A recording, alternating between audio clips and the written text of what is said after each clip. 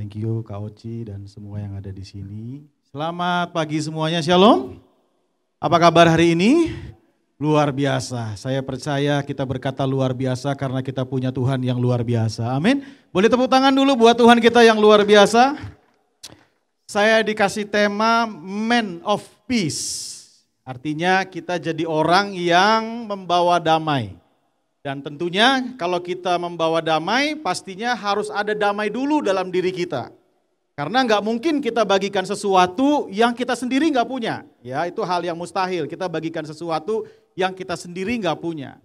Beberapa waktu yang lalu ada orang bicara sama saya. Dia bilang begini, Pak, saya punya temen, itu orang ngutang sama saya, tapi nggak bayar-bayar sampai sekarang. Tapi kalau ketemu saya, Pak, itu orang kayak damai-damai aja dia. Dia seneng-seneng aja. Nggak ada rasa tertuduhnya, nggak ada rasa apa gitu kalau ketemu saya. Padahal utangnya belum bayar. Apakah itu damai, Pak, di hatinya? Saya bilang itu bukan damai, itu mati rasa, saudara ya. Jadi tolong dibedain antara damai dengan mati rasa ya, saudara ya. Dan damai yang kita bahas hari ini bukan damai yang begitu, itu mati rasa namanya. Nah, kalau kita bicara soal damai, saya bisa masuk di slide. Saya bicara soal damai, maka saya ingat kutipan daripada Bunda Teresa ya di slide berikutnya. Ya, kutipannya bilang begini. Apa yang dapat Anda lakukan untuk mempromosikan perdamaian dunia, ya kan? Dan kalimatnya atau jawabannya sederhana banget, dikatakan pulanglah dan cintailah keluarga Anda. Sebab seringkali kita berpikir bahwa kita jadi orang yang terlalu ketinggian. Kita pengen jadi dampak buat dunia, kita pengen jadi sesuatu buat dunia. Fokus kita di luar terus. Padahal semua yang di luar itu akan dipengaruhi apa yang terjadi di bagian dalam kita. Terutama di dalam rumah. Jadi nggak usah buru-buru saudara mau bawa damai keluar. Kalau di rumah aja saudara belum ada damai. Kan gitu ya. Ya itu makanya hari ini saya akan banyak bahas tentang damai yang di rumah. Karena kuncinya itu di rumah.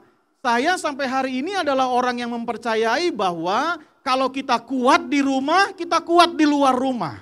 Kalau kita keropos di dalam rumah, kita akan keropos di luar rumah.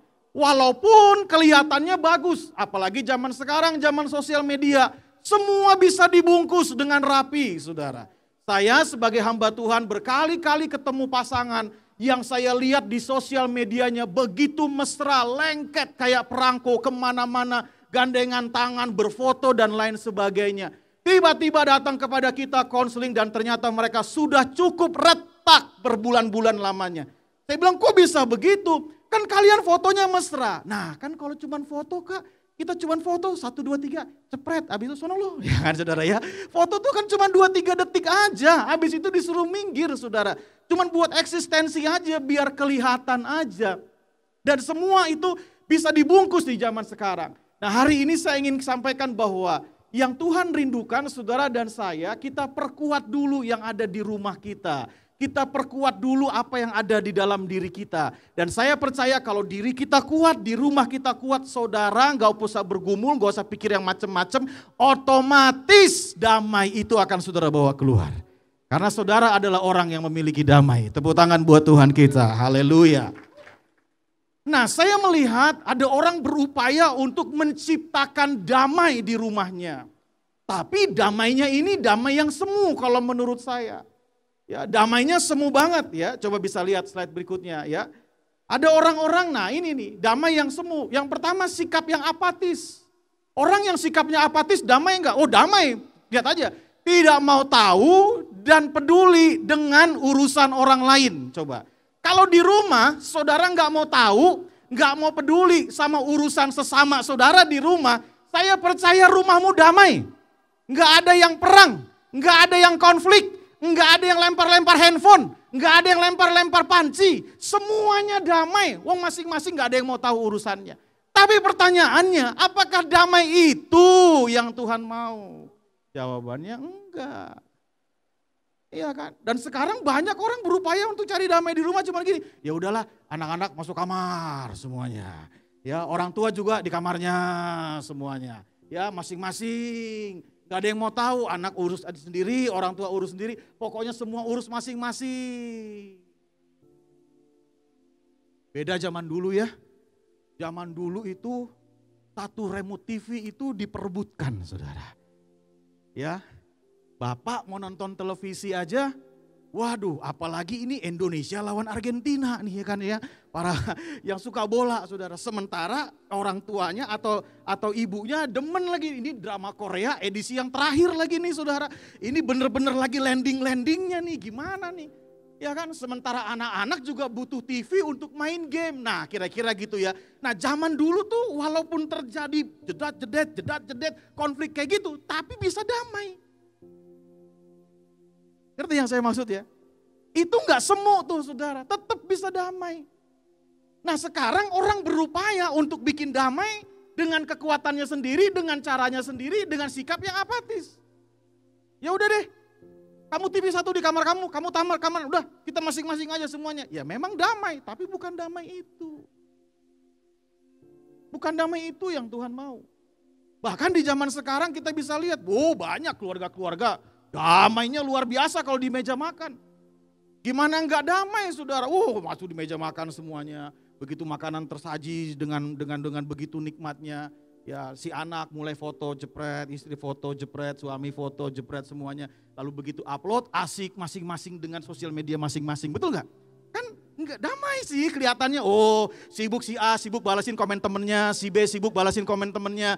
Si C sibuk balas komen temennya. Nah, begitu mau pulang dia panggil, Mas tolong fotoin dong. Nah, mereka foto rame-rame, jepret. Lalu di-upload, quality time with my family. Pertanyaannya apanya yang kualitas? Wong kayak gitu apanya yang kualitas.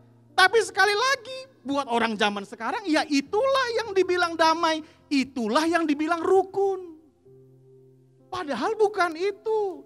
Yang namanya kerukunan, kedamaian bukan berarti nggak ada konflik. Bukan berarti nggak ada yang namanya perseteruan satu dengan yang lain. Ada. Karena Alkitab bilang kita besi menajamkan besi. Manusia menajamkan sesamanya. Itu ada. Itu pasti ada. Tapi sekali lagi saya rindu jemaat di sini. Kita berpatokan bukan damai yang model begini yang kita cari kan. Jangan. Kalau hari ini Bapak Ibu semua kita yang hadir di sini punya damai ini di rumah kita. Udah harus selesaikan segera. Karena kalau enggak saudara tinggal tunggu bom waktunya. Tinggal tunggu saatnya. Itu akan betul-betul meledak dan kita tahu bahwa sebenarnya kita sedang tidak baik-baik saja. Yang kedua, saya bisa lihat ada orang damai nih di rumahnya. Bisa slide berikutnya. Ya, damai karena takut. Nah, ya. Orang kalau damai karena takut, ini damai yang semu. Maksudnya gimana? Takut pada kekuatan orang lain. Dan memilih untuk tidak melawan. Nah, banyak tuh orang kayak gitu. Takut untuk lebih baik kita diam aja. Nah, masalahnya diamnya ini diam kenapa? Ya kan? Supaya nggak ada konflik kita diem aja. Diamnya kenapa masalahnya? Nah, ada orang yang punya sifat karakter lemah lembut. Nah, lemah lembut tuh gini, dia mampu melakukannya, dia memutuskan untuk tidak melakukannya. Nah, itu lemah lembut. Contoh Tuhan Yesus waktu dia disalibkan. Dia sanggup, dia angkat tuh salib, puter-puter tuh salib, dia sanggup, saudara. Tapi dia memutuskan untuk tidak melakukannya. Dia diam bukan berarti dia nggak bisa. Dia diam bukan berarti dia nggak mampu. Dia diam bukan berarti dia nggak punya power. Dia diam, dia bisa. Tapi dia memutuskan untuk tidak. Tapi banyak orang diam karena takut. Udah diemin aja deh. Kalau nggak gitu nanti suami saya malah lari di bawah wewe gombel katanya. Udah diemin aja deh. Kalau nggak gitu nanti anak-anak kita bakal ngelawan terus sama kita. Udah diemin aja deh, semua diem cuman karena takut begini, takut begitu, takut begini, takut begitu. Kita diem karena takut, damai enggak? Damai, tapi dasarnya cuman karena takut. Ini semu saudara, bukan damai begini yang Tuhan mau. Bukan.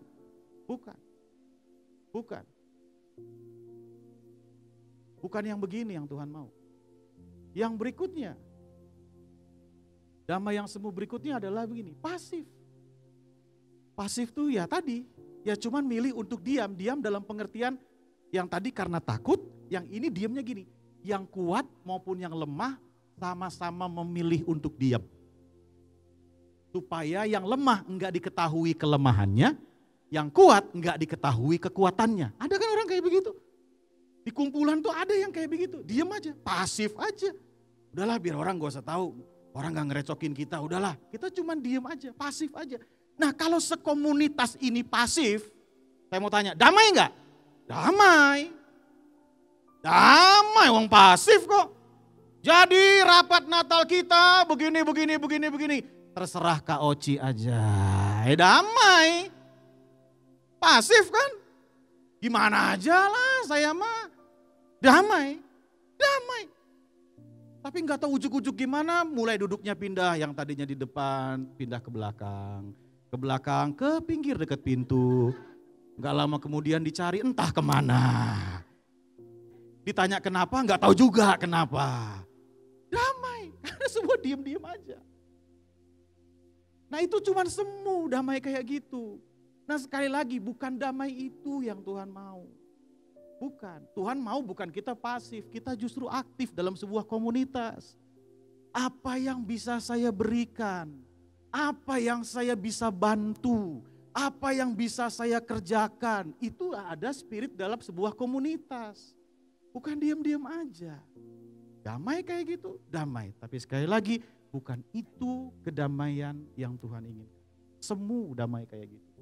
Saya berdoa di tempat ini, di komunitas dimanapun kita berada, damai yang ada di komunitas kita hari ini bukanlah damai yang semu. Saya berdoa di keluarga setiap kita yang ada di sini, damai yang ada di keluarga kita, yang ada di rumah kita hari ini bukanlah damai yang semu. Yang mau katakan amin. Tepuk tangan dulu dong buat Tuhan yang baik. Haleluya. Bisa masuk slide berikutnya? Nah, sekarang intinya gini, gimana kita dapetin kedamaian yang sejati? Tadi kan damai semu semua tuh. Semu semua itu, tinggal tunggu waktu meledak aja, itu semu semua. Sekarang bagaimana caranya kita mendapatkan kedamaian yang sejati itu? Yang harus setiap individu di sini miliki. Yang harus saudara dan saya miliki dalam kehidupan kita.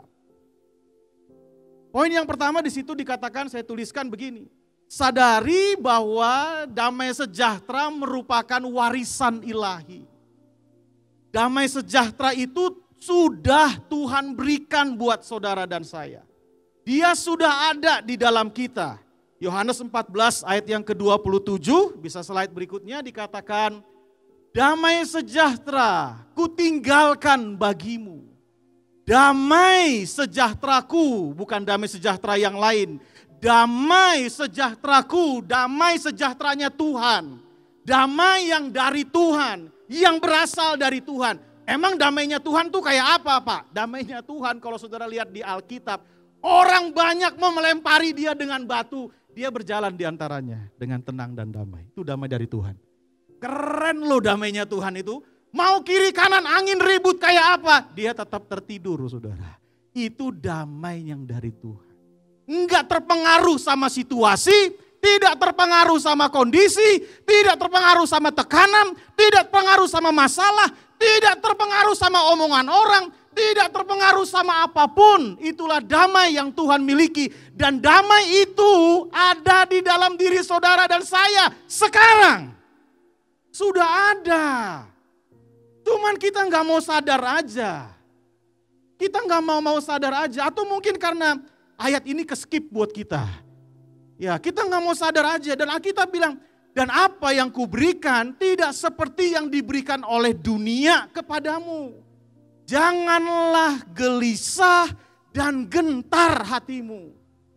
Jadi damai sejahtera yang Tuhan berikan justru untuk menghancurkan apa yang membuat saudara gelisah di luar kehidupan saudara.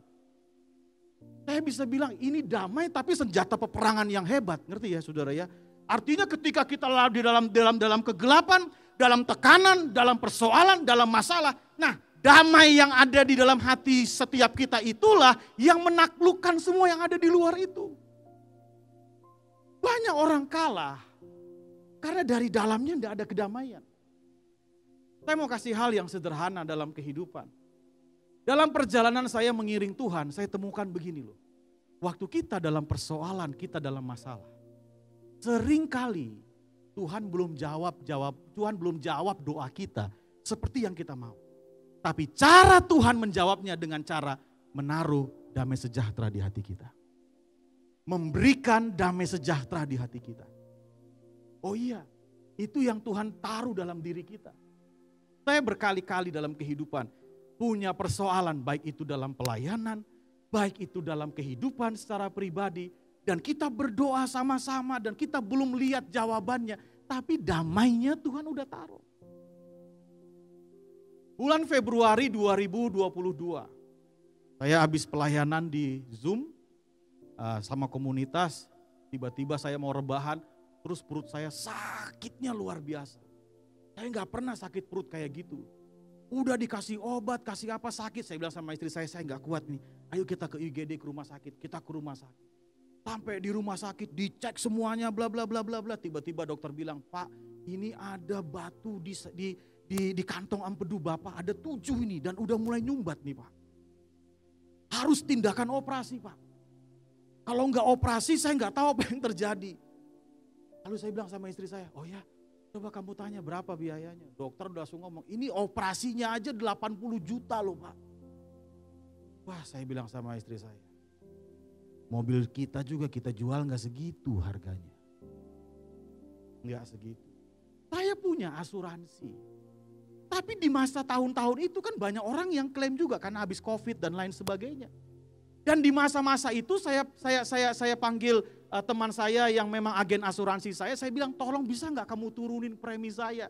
Saya nggak kuat bayar kalau preminya segini." Dulu sebelum COVID saya bisa bayar, sekarang setelah pas lagi pandemi nggak bisa bayar. Karena kan semuanya pelayanan juga nggak ada saudara, saya nggak bisa bayar. Oh dia dia turun. Nah segini, ya udah deh saya melangkah dengan iman. Segini deh, bisa deh. Tapi waktu dibilang jumlah sebesar itu, saya bilang gini, apa iya asuransi mau cover? Belum tentu. Belum tentu. Dan itu baru cuman operasinya aja, belum biaya yang lain.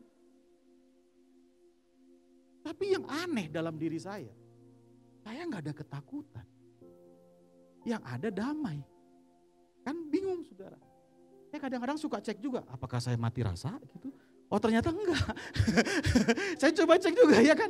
Kenapa di situasi yang kayak gini buat saya beratnya luar biasa. Kok bisa tetap damai? Kenapa ya? Dan singkat cerita proses berjalan bla bla bla bla bla bla bla bla. Deng, keluar biaya sekian ratus juta. Harus dikeluarkan. Waktu itu 100 berapa lah, 150-an atau berapa gitu, saya lupa. Di Jakarta rumah sakit mahal sudah. Gak bisa dipungkiri. Lalu saya datang sama istri saya untuk cek semuanya. "Pak, jadi yang mesti Bapak bayar," nah ini mata saya udah nggak tahu matanya udah gimana tuh. 50 titik sekian. Hah 50 juta? 50 juta? Bukan Pak, baca lagi. Saya baca, oh 50.000 ternyata ya. Jadi saya puji Tuhan semuanya di cover oleh anugerah Tuhan. Tepuk tangan buat Tuhan kita, haleluya. Damai gitu, tapi takut. Makanya saya punya kesimpulan ikut Tuhan itu ngeri sedap. Ngeri. Jalan kamu, Tuhan takut. Jalan, gak bisa. Jalan kamu, aduh. Nah itu ikut Tuhan. Kalau ikut setan, sedap, ngeri.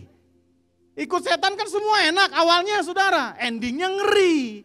Nah kalau saudara udah mulai di posisi ngeri di awal, dan saudara dengar Tuhan memerintahkan saudara ngeri di awal, udah itu pasti Tuhan. Dia bekerja buat kita, dia pasti menyertai setiap langkah kaki kita. Amin saudara, iya percaya saja.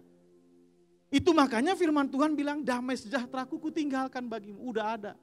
Sekarang yang lagi pada gelisah, saya mau kasih tahu, itu tinggal dinyalain aja. Tak, udah ada. Kita ini kebanyakan ngeliatin masalah daripada ngeliatin firman. Makanya kita nggak ngeh bahwa damai itu sudah ada. Sudah di dalam kita, Roh Kudus dicurahkan, dia tinggal di dalam kita. Dia tinggal di dalam saudara dan saya, sudah ada damai itu. Nah sekarang Di poin berikutnya yang saya mau jelaskan, 2, 3 dan seterusnya, itu gimana kita memaintain damai yang sudah ada itu. Bagaimana kita bisa mengelola, kita bisa terus mengelola damai sejahtera yang Tuhan sudah ada, yang Tuhan sudah berikan dalam hidup kita itu. Nah itu makanya poin yang kedua, saya sampaikan begini, izinkan, di next slide. Izinkan Raja Damai itu memerintah di hidup kita. Tadi damainya udah ada nih, udah di dalam saudara. Nah sekarang biar ini terus nyata di hidup saudara dan saya, ini terus nyata dalam hidup kita. Poinnya sekarang adalah saudara dan saya mesti mengizinkan Raja Damai itu memerintah di hidup kita. Yesaya 48 ayat 18 berkata, sekiranya engkau memperhatikan perintah-perintahku, maka damai sejahteramu akan seperti sungai yang tidak pernah kering. Dan kebahagiaanmu akan terus berlimpah seperti gelombang laut yang tidak pernah berhenti. Jadi kuncinya untuk saudara punya damai sejahtera yang berlimpah adalah memperhatikan perintah-perintah Tuhan. Orang pengen dapetin damai, dia kasih nama anaknya damai. Ya enggak damai juga saudara. Ada yang kasih nama tokonya toko damai. Tapi enggak damai juga. Karena bukan itu intinya. Intinya kalau saudara mau dapatkan damai, firman Tuhan bilang sekiranya engkau memperhatikan perintah-perintahku. Dalam hidup ini itu ada 2. Yang pertama undangan, yang kedua adalah perintah. Kalau undangan, saudara bisa iya bisa tidak. Kita punya pilihan kan, saya diundang nih. Saya mau datang atau tidak, betul nggak saudara? Tapi kalau perintah, saudara udah gak bisa nolak. Yang namanya perintah, saudara harus jalani. Namanya juga apa? Perintah. Dan Alkitab bilang, firman itu bukan undangan buat kita.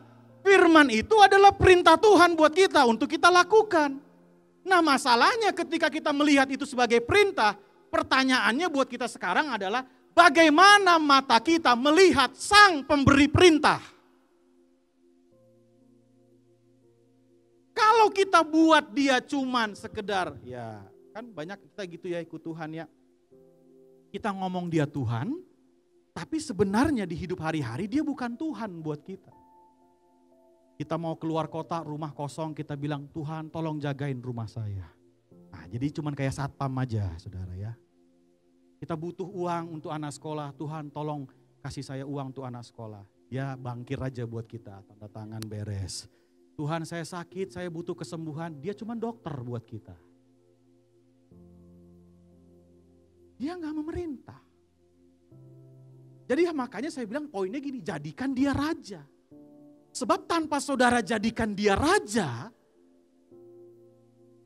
saudara juga gak akan mengerjakan perintah itu dengan segenap hati. Hanya poin-poin tertentu yang saudara ambil. Makanya saudara dan saya harus betul-betul mengizinkan Raja Damai itu jadi raja di hidup kita. Suatu hari ada seorang anak yang bermimpi. Waktu dalam tidurnya dia mimpi, dia keluar kamar. Dari kamar tidurnya ada yang ketok pintu, dia lihat ternyata ada Tuhan Yesus datang. Singkat cerita dia ngomong sama Tuhan Yesus, Tuhan di ruang tamu ya, saya mau tidur. Tuhan di ruang tamu aja. Singkat cerita apa yang terjadi saudara? Waktu dia tidur dia digodain sama setan. Wah, dia ketakutan sangat, dia keluar. Dia cari tahu Tuhan Yesus tolong. Wah dia di kamar. Tuhan Yesusnya masuk kamar. Dia bilang Tuhan jangan kemana-mana, sekarang di sini aja ya. Tuhan di kamar, dia adem tuh. Pengen kencing, dia ke toilet saudara. Tuhannya di kamar kan? Dia ke toilet. Digodain setan lagi, wah, dia bilang Tuhan tolong saya, Tuhan tolong. Udah, lalu Tuhan tolong dia. Tuhan sekarang kuasamu ada di kamar saya dan ada di toilet saya. Gak lama kemudian tidur malam dia lapar. Yang sering malam lapar katakan amin ya. Oh haleluya. Dia keluar saudara cari makanan. Tiba-tiba di tempat makan, karena nggak ada Yesus di situ, diserang lagi. Wah, dia bilang Tuhan Yesus tolong, Tuhan Yesus tolong. Akhirnya Tuhan Yesus tolong dia di tempat makan. Lalu dia bilang, Tuhan, sekarang Tuhan di kamar saya, ada juga di tempat saya di kamar mandi. Sekarang Tuhan di ruang makan saya. Gak lama kemudian, habis makan nggak bisa langsung tidur kan, nonton TV dulu, dia nonton dulu di ruang tamu. Dihajar lagi sama setan, jebret. Wah, dia minta tolong lagi sama Tuhan, Tuhan tolong saya, Tuhan tolong saya. Lalu dia bilang, oke Tuhan sekarang ini solusinya. Supaya nggak diganggu di sisi rumah, solusinya Tuhan ada di mana? Di setiap area rumah itu. Tuhan ada di setiap area rumah itu. Mau di kamar, mau dimanapun Tuhan mesti ada di situ. Yang mengerti katakan amin. Banyak kita ngeblok Tuhan. Betul ya? Urusan sama bawahan Tuhan campur tangan. Urusan sama klien, Tuhan campur tangan. Urusan dompet, urusan penghasilan, itu bagian saya, bukan bagian Tuhan. Makanya ada orang dulu saudara, ya orang ini luar biasa, luar biasa pelit. Waktu dibaptis, dompetnya di atas terus saudara ya. Dia gak mau waduh. Makanya ada hal yang perlu banyak diusir di gereja itu bukan roh-roh jahat yang gimana-gimana. Bukan. Satu hari kan ada pengkhotbah lagi khotbah di gereja. Tahu sendiri mimbar gereja lama kan besar saudara ya. Waduh ada yang manifestasi. Nyanyiin pakai gitar, setannya masih belum keluar. Masih manifestasi saudara. Wah ayo pakai musik full, waduh gak bisa saudara. Wah pendetanya udah panik, tinggal ada satu senjata yaitu kantong persembahan saudara ya. Waduh akhirnya dia sodorin tuh kantong persembahan dalam nama Yesus, setannya pergi. Ternyata setan pelit saudara ya.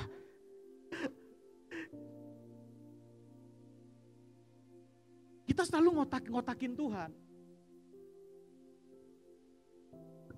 Nah saya sebagai hamba Tuhan selalu melihat gini ya.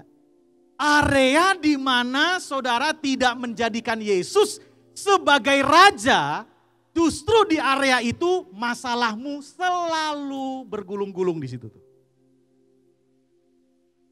Kalau saudara misalnya seling bermasalah di area suami istri, pasti di area itu perintah-perintah Tuhan belum kita lakukan. Pasti di area itu Yesus belum jadi raja di situ, belum. Kenapa? Masalahnya masih sama itu terus. Karena saya percaya di mana Yesus sudah jadi raja, di situ pasti udah selesai pergumulan-pergumulan kita. Masalahnya seringkali terjadi karena nggak jadi raja di area itu. Ada banyak orang muter-muter masalahnya keuangan terus muter-muter di situ-situ terus.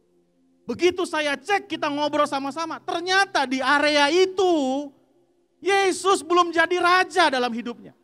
Belum jadi raja. Belum jadi raja di dalam hidupnya. Makanya muter-muter, masalahnya sama, itu lagi. Nah hari ini Tuhan ingatkan kita. Tuhan mau supaya saudara dan saya jadikan dia raja, memerintah di seluruh aspek kehidupan kita. Perhatikan perintahnya, lakukan perintahnya, maka di semua aspek kehidupanmu engkau akan menemukan damai sejahtera. Tepuk tangan buat Tuhan kita. Saya lihat di Alkitab ada ayat yang bagus yang menggambarkan ketika Raja Damai itu memerintah. Saudara bisa lihat teksnya juga bicara tentang Raja Damai yang memerintah. Yesaya 11 ayat yang ke-6 sampai dengan ayat yang ke-7.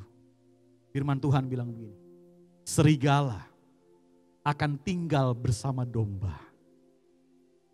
Waktu Raja Damai memerintah, serigala akan tinggal bersama domba. Para suami yang ngomong, Pak, Bapak enak gini. Istri saya Pak kayak serigala. Ada istrinya kayak serigala saudara. Tapi Alkitab bilang begini, serigala akan tinggal bersama domba. Itu nggak bisa tinggal karena buat serigala domba itu lauk, saudara. Tapi Alkitab bilang kalau Raja Damai memerintah, damai sejahtera yang Tuhan berikan dalam diri kita, ada dalam diri kita, yang terjadi di kumpulan kita adalah serigala akan betah tinggal bersama dengan domba. Demikian juga sebaliknya.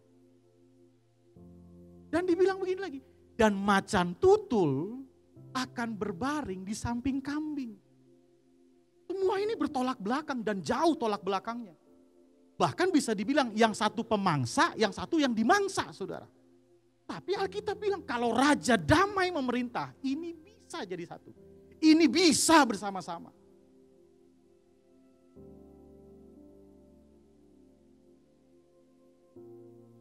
Bukan soal, oh dia melankolis, saya memang kolerik, jadi ya memang beginilah kita.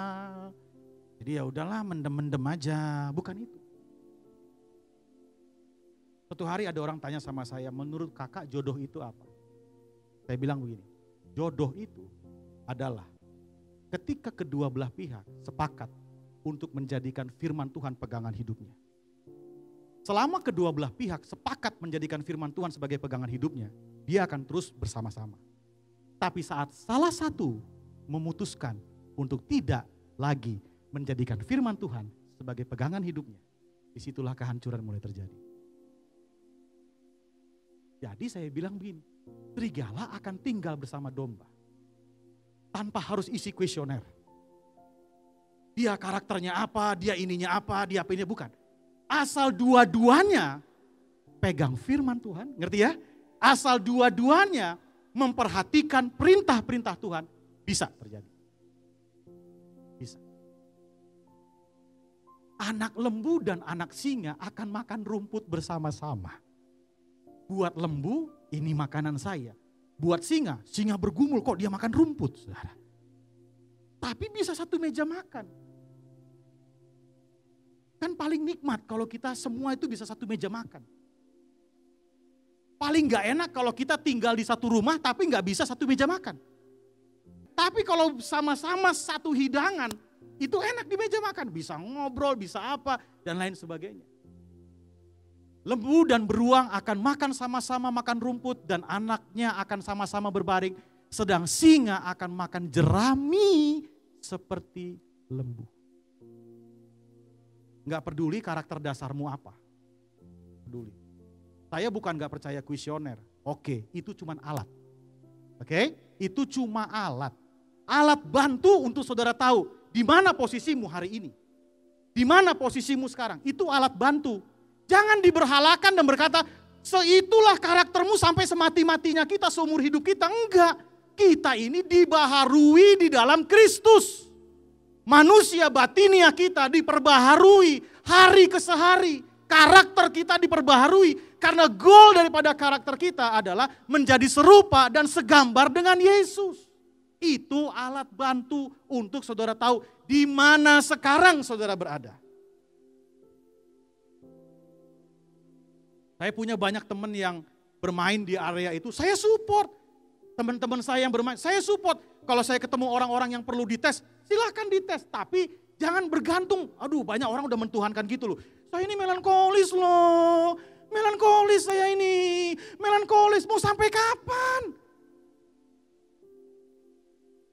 Penyembahan yang lain angkat tangan dia, kenapa? Melankolis saya ini. Lu ini gimana sih? Di hadirat Tuhan mah gak ada melankolis, gak ada sanguin, gak ada apa. Kalau kita udah jumpa hadirat Tuhan, ekspresi kita pasti keluar. Tapi banyak orang membatasi ekspresinya dengan Tuhan hanya karena itu. Tolong di sini gak ada lagi yang kayak gitu-gitu ya.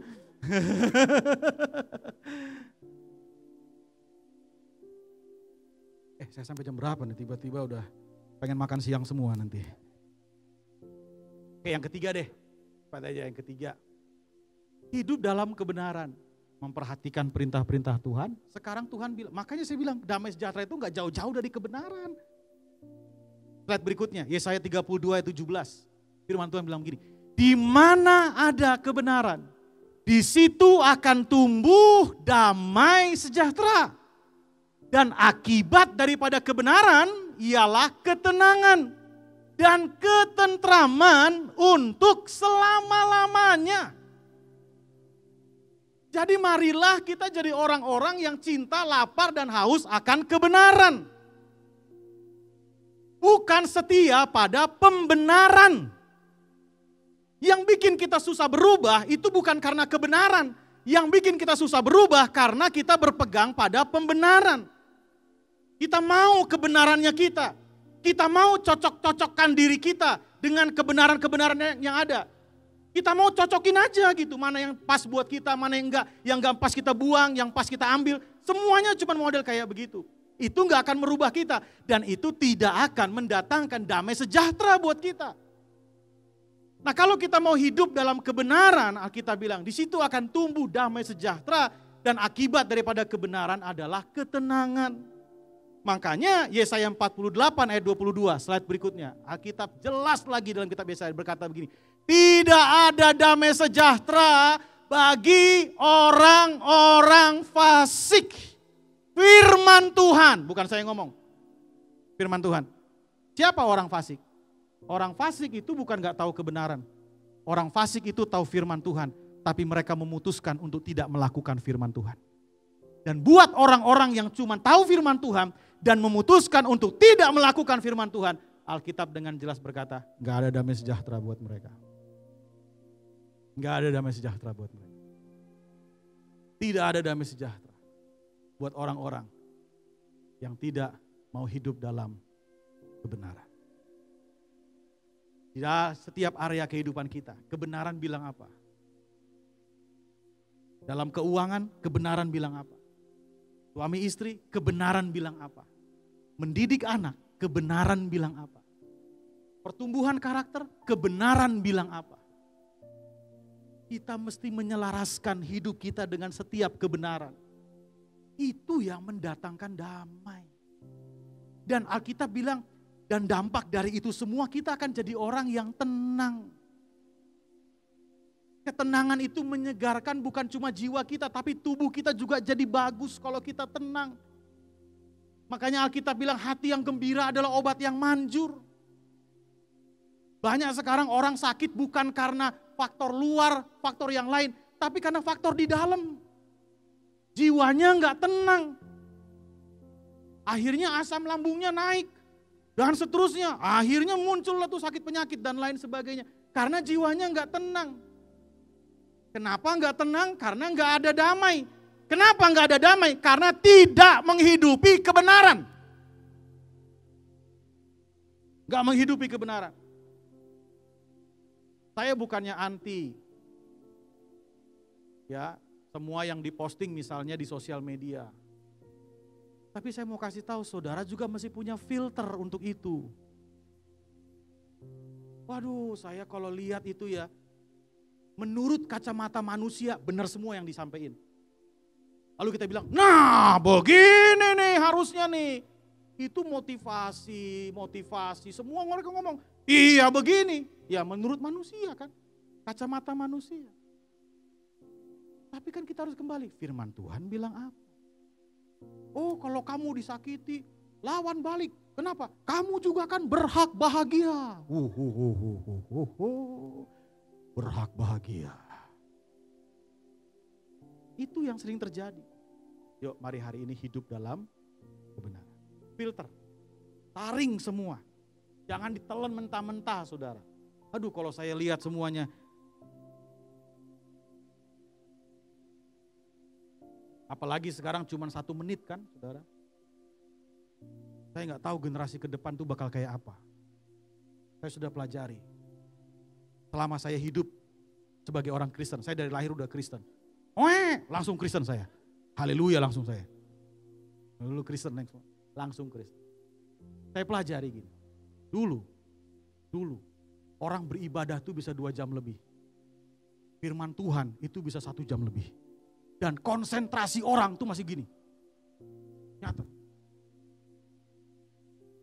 mundur ke belakang makin ke sini. Firman Tuhan cuma 45 menit. Ya, ada yang 1 jam, oke lah.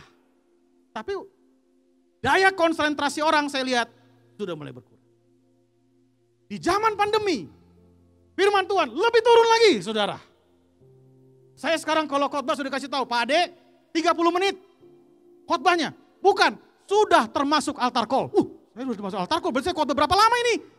Ya Bapak hitung sendiri aja.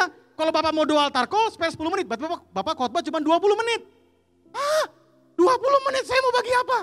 Tapi udah Pak itu kerjakan. Lakukan, cuma 20 menit.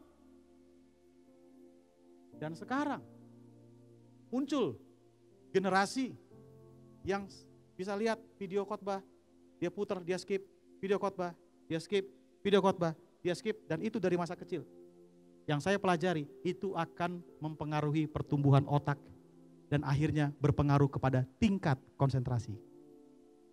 Bulan Juni tahun lalu, oleh anugerah Tuhan, saya diminta melayani satu retret yang isinya ternyata ngomong sama saya istrinya pemuda. Ternyata yang hadir semua anak SMP kelas 1 dan kelas 2, saudara. Saya bingung nih materinya, apa yang saya mau bagiin semua anak-anak ini. Saya khotbah. Tek, tek, tek. Ternyata saya pelajari tingkat konsentrasi mereka di bawah 15 menit. Setelah itu mereka buyar. Buyar mereka. Saya udah kasih ilustrasi, saya kasih slide, mereka udah gak fokus, buyar. Kenapa? Karena sudah terbiasa dengan yang sebentar-sebentar. Dan sebentar-sebentar ini topiknya berubah, dan yang sebentar-sebentar ini juga orangnya berubah-berubah, dan yang sebentar-sebentar ini juga background layarnya berubah-berubah. Sekarang dia harus liatin orang yang sama, background yang sama, gaya bahasa yang sama, materi yang sama. 15 menit, di bawah 15 menit selesai. Wow, saya nggak tahu apa yang terjadi ke depan.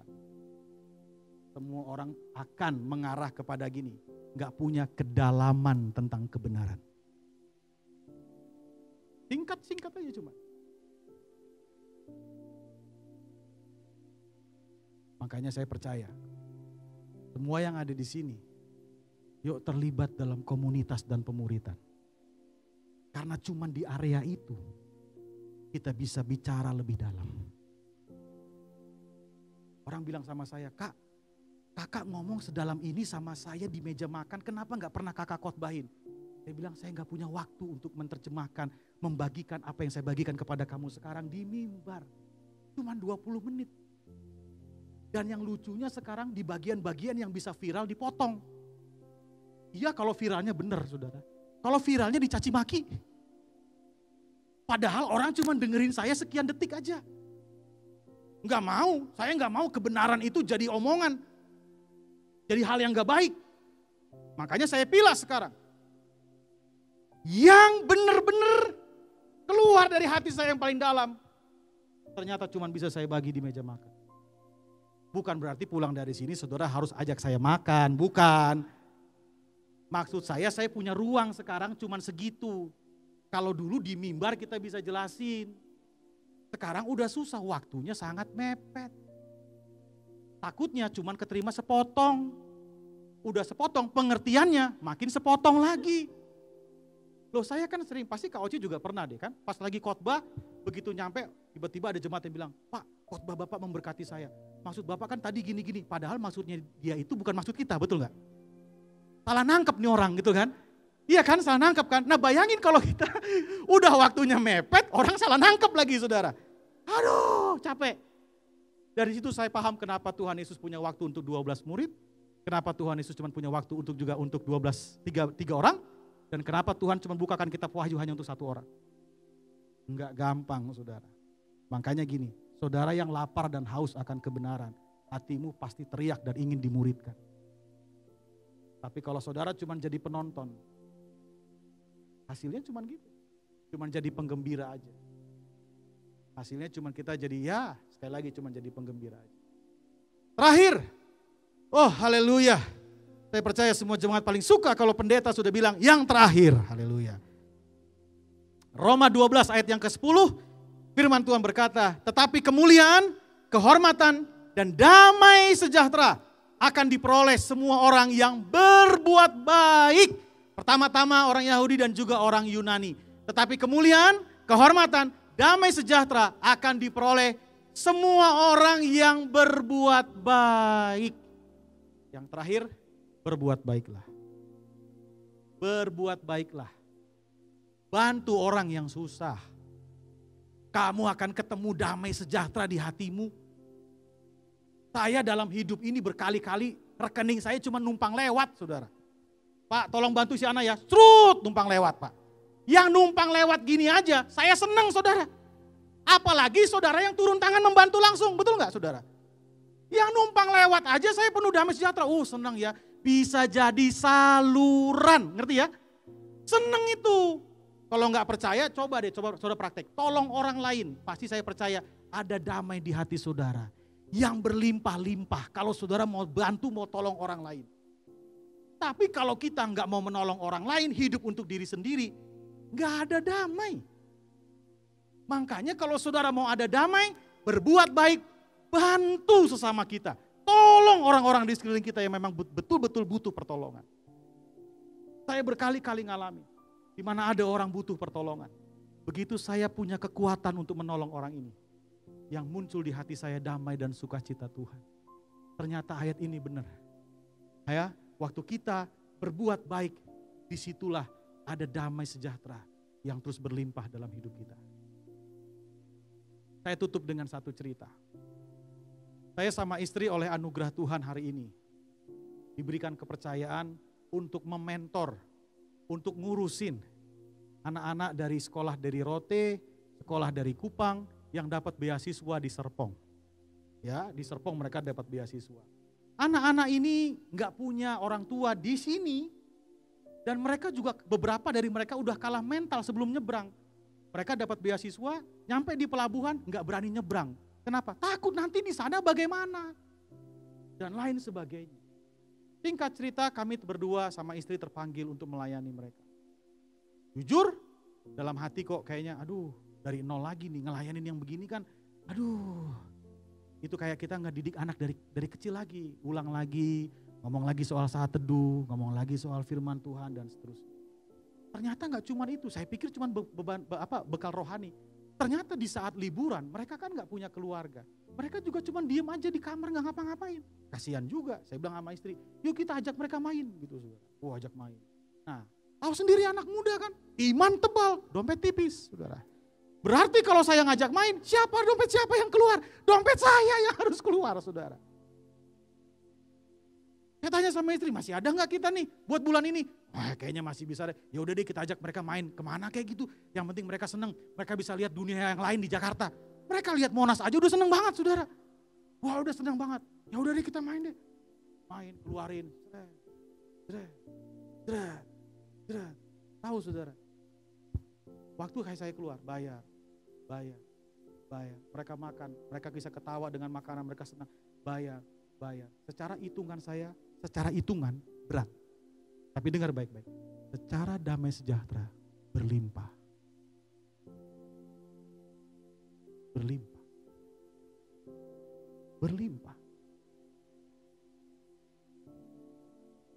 Pada hari itu kami memutuskan, udahlah, buat apa lagi? Apa yang kita terima dari Tuhan, kita bantu, kita bagi kepada orang-orang yang membutuhkan. Dan dari situ Alkitab bilang, damai sejahtera itu terus berlimpah dalam hidup kita. Mari hari ini saya simpulkan dengan sederhana. Tuhan sudah kasih damainya buat kita. Katakan sama saya, damai Tuhan sudah ada dalam diri saya. 1, 2, 3, damai Tuhan sudah ada dalam diri saya. Gimana biar dia terus bermanifestasi? Sederhana, perhatikan perintah Tuhan. Yang kedua, hiduplah dalam kebenaran. Yang ketiga, Tuhan mau saudara dan saya dalam hidup ini berbuat baik. Lakukan. Maka saya percaya damai yang ada dalam diri berlimpah-limpah. Nikmati damai sejahtera Tuhan yang Tuhan sudah berikan buat kita. Bagikan kepada orang-orang di sekeliling kita. Jadilah orang pembawa damai. Tuhan Yesus memberkati kita berlimpah-limpah. Mari bangkit berdiri bersama-sama.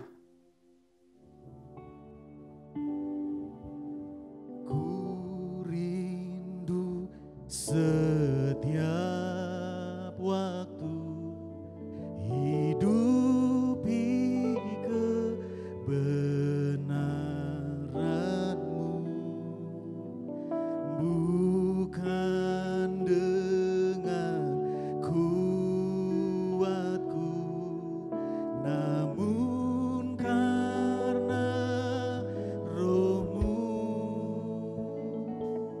Yesus yang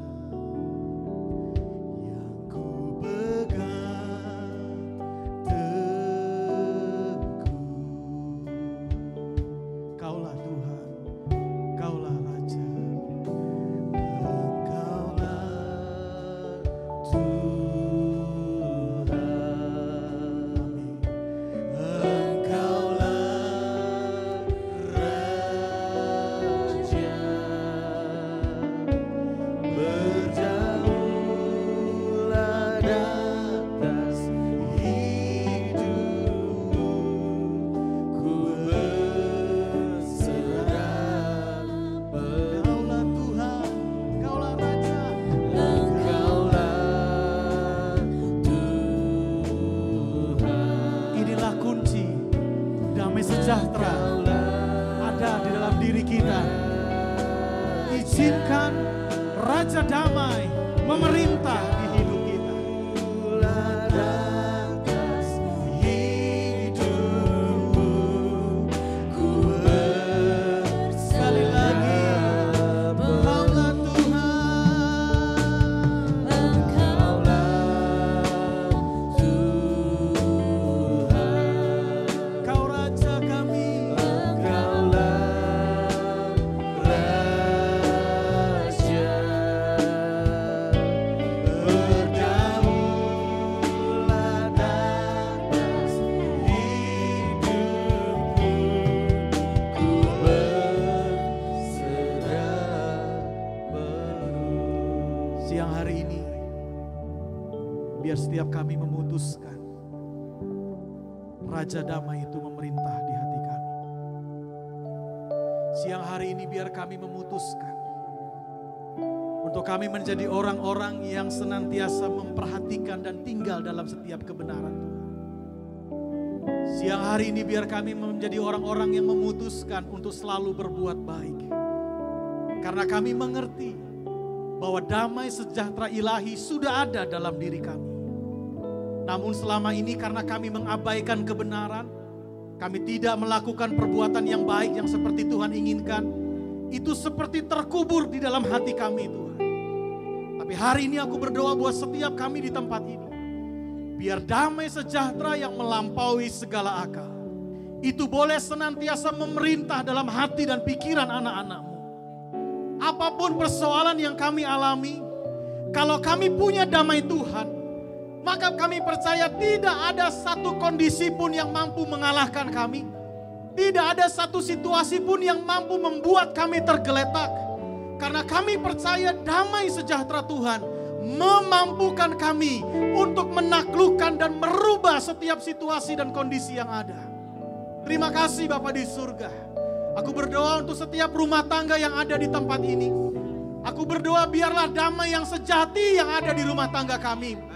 Bukan damai yang semu Tuhan. Bukan damai karena apatis. Bukan damai karena kami pasif Tuhan. Bukan damai karena kami takut. Tapi biarlah damai sejahtera Tuhan yang memerintah di setiap rumah tangga anak-anak-Mu Tuhan. Terima kasih Bapa di surga. Hamba-Mu terbatas karena ruang dan waktu. Tapi aku percaya kuasa Roh Kudus tidak terbatas oleh apapun juga. Engkau sanggup mengingatkan kami. Engkau sanggup menegur setiap kami. Engkau sanggup membangun setiap kami. Dan kami percaya Tuhan, damai sejahtera Tuhan terus berlimpah-limpah dalam setiap anak-anak-Mu. Terima kasih Bapa di surga. Kami mengucap syukur buat kemurahan dan anugerah Tuhan. Terima kasih Bapa. Segala pujian, hormat, syukur hanya bagi nama-Mu. Dalam nama Tuhan Yesus Kristus kami mengucap syukur dan berdoa. Setiap kita yang percaya sama-sama katakan amin. Engkaulah Tuhan, Engkaulah Raja.